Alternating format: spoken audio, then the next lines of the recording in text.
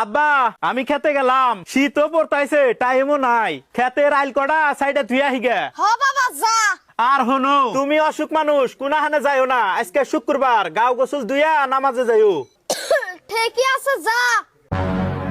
বোমা বোমা একটু পানি দাও, স্যার নামাজে টাইমে গোসল দিয়ে নামাজে যাই। এই বুইরা দেখছি একটু বই আছি, এর শরীর আর সহ্য হবো না, এর কাম করতে করতে আমার জীবন শেষ। ও ভাবি ভাবি তুমি আব্বার হাতে অবাক করো কে?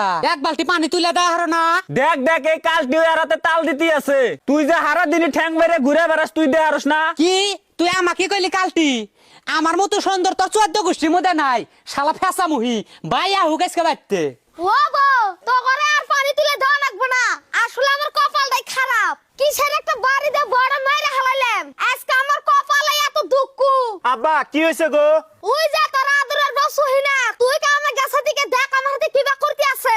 কি আমি বাইসে থাকতি তোমার এত অপমান? ওকে আমি সাইজ করতে আছি।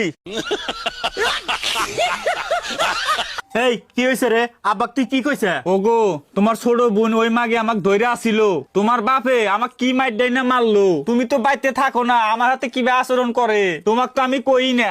আজকে আমি সহ্য করবার না পাইয়া তোমাকে কইলাম আমি আর এই সংসারে থাকা হামু না, তুমি ফস কইরা বেনু হও। হি তোমাকে এত জ্বালা যন্ত্রণা করে, তুমি আগে কও নাই কে? নাও আজকে এই বেনমু।